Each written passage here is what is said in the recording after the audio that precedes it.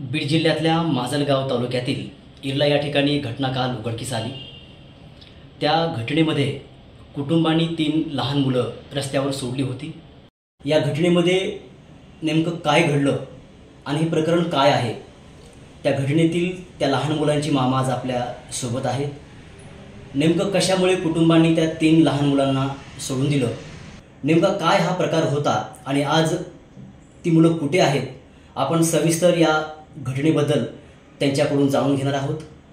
माजलगाव तालुक्यातल्या इर्ला या ठिकाणी ती 3 जी बालकं होती ती तुमची भाची आहेत। त्यांना त्यांच्या आई वडिलांनी किंवा त्यांच्या वडिलांच्या कुटुंबाने त्या ठिकाणी सोडलं होतं। नंतर माध्यमामध्ये ती गोष्ट प्रखरतेने पुढे आली। नेमकं काय घडलं होतं? ही गोष्ट 2014 मध्ये त्यांचं अदर कास्टमध्ये लव्ह मॅरेज झालं। त्या टायमाला ते आम्ही त्यांना सोडून दिलं। त्यानंतर हे आता रविवारी त्याने जे मुलं आणून सोडले होते त्या मुलांच्या काकाने, तर ते आम्ही बाहेर असल्यामुळं ते मित्राने आम्हाला कॉल करून सांगितला की अशी अशी घटना इथं झालेली। मग आम्ही त्यानंतर आमच्या घरी कोणीच नव्हतं, आई तिकडे बाहेर होती, बारकाबा औरंगाबादला असतो, मी पुण्याला। मग हे जवळपास कन्फर्म केलं। ते लहान मुलं सांगत होती की आम्ही बोरी पिंपळावरची आहेत, प्रॉपर पुण्यामध्ये आमचे नातेवाईक असं आहे। पण हे आमचा संबंध त्या टायमाला आम्ही संपून टाकला होता की ज्या टायमाला त्यांचा अदर कास्टमध्ये लव्ह मॅरेज झालं गेवराई पोलीस स्टेशनमध्ये, त्या टावापासून आमचा त्यांचा काही संबंध नव्हता। आम्ही कॉन्टॅक्ट केला नव्हता आणि काहीच नव्हता। मला सांगा, तुमच्या बहिणीचं आंतरजातीय विवाह झाला होता आणि तो आंतरजातीय विवाह गेवराई तालुक्यातील एका गावातील मुलासोबत झाला होता। हा विवाह झाल्यानंतर मधला बराचसा काळ जो गेला त्या काळात तुम्ही तुमच्या बहिणीशी कॉन्टॅक्ट नव्हता। मात्र कालच्या घटनेने तुमच्या सहित पूर्ण महाराष्ट्र व्यथित झाला।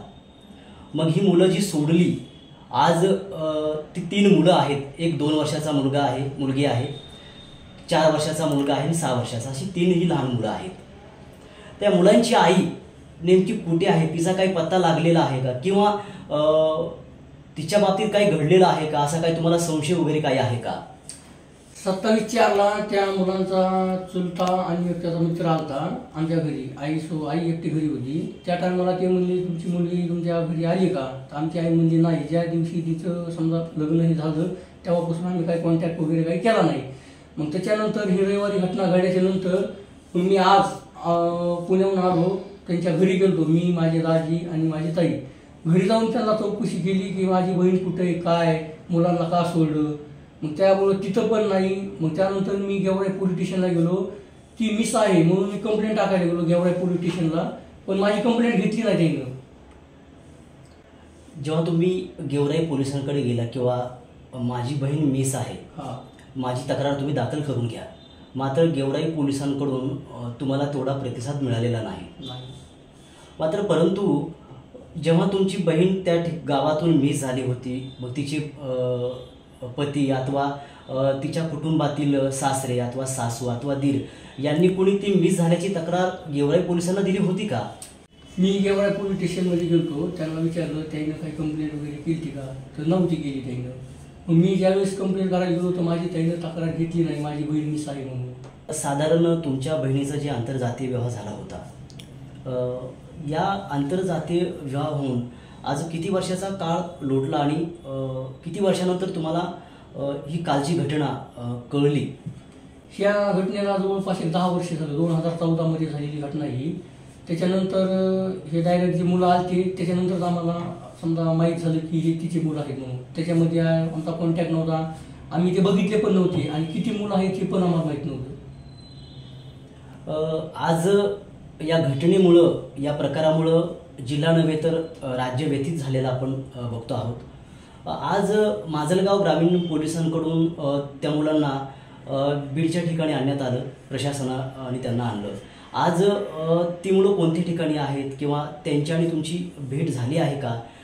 पुढच्या काळामध्ये तुमच्या बहिणीसाठी आणि तुमच्या भाच्यांसाठी आपण नेमकी काय भूमिका घेणार आहात आणि कशा पद्धतीने आपण आता तिचा शोध घेत आहात? हे सध्या मुलं माजलगाव ग्रामीण पोलीस स्टेशनला नेलते, त्यानंतर बीड प्रशासनाला इकडे आणून दिलते। त्याच्यानंतर ते कुठं काय मला माहीत नाही। मी आता पुण्याहून कंप्लेंट टाकण्यासाठी पण ते मुलांची माझी काही भेट झाली नाही आणि माझी बहीण जिवंत आहे का काही वेगळं झालेलं ह्याचं बी काही मला सांगू शकणार नाही. मग ह्याबद्दल पोलीस प्रशासनानं कुठं आहे कशी ते फक्त शोध लावून द्यावा बस एवढंच. तुम्ही आता सांगितलं की लग्नाच्या नंतर गेली 10 वर्ष तिचा आणि आमचा कसल्याही प्रकारचा संपर्क नव्हता. मग तुमच्या बहिणीने तुमच्याशी संपर्क केला नसेल, कुटुंबातल्या व्यक्तीशी, तुमच्या वडिलांशी अथवा तुमच्याशी किंवा आईशी, पण अन्य कुणाशी ती त्या मधल्या 10 वर्षा काळात संपर्क होता का? किंवा तुम्ही तिला संपर्क केला होता का? तिची विचारपूस की ती कशी आहे बाबा असं कधी जाऊन घेतलं होतं का? नाही, कधीच नाही. संपर्क नव्हता, काहीच नव्हतं. केवळ एक आंतरजातीय विवाह केल्यामुळे या घटना सगळ्या घडल्या आणि आज 3 मुलांना सोडून त्याची आई म्हणजे तुमची बहीण आज नाही आहे. तिचा शोध आपण घेतो आहोत. मुलं आज प्रशासनाकडे आहेत. तुम्ही सुद्धा पोलीस स्टेशनला गेले होते आणि माझी तक्रार घ्या, मी तिचा भाऊ आहे, पण मात्र पोलिसांकडून तसा तुम्हाला प्रतिसाद मिळालेला नाही आहे. तर येणाऱ्या काळामध्ये तुम्ही अजून काही कुठलं दार ठोठावणार आहात का की या घटनेमध्ये तुम्हाला न्याय मिळेल? नाही, पोलीस प्रशासनाला आम्ही गेलो कंप्लेंट करायला, माझी कंप्लेंट घेतली नाही, पण न्याय तर मिळालाच पाहिजे. ती जिवंत आहे का काही तिच्यासोबत बरं वाईट झाले हे मग सांगू शकणार नाही. आपल्यासोबत होते त्या लहान चिमुरड्यांचे मामा विकास शिंदे. नेमकं या घटनेमध्ये काय घडलं? तिच्या विवाहानंतर 10 वर्ष आईवडिलांचा आणि यांचा कोणत्याही प्रकारचा संपर्क नव्हता. मात्र कालच्या घटनेने जुन्या आठवणी पुन्हा त्यांच्या एकदा ताज्या झालेल्या आहेत आणि आज भाऊ, आईवडील आपल्या बहिणीचा शोध घेत आहेत. कॅमेरामन रितेश पौळसह मी सुनील डोंगरे, टाइम्स TV बीड.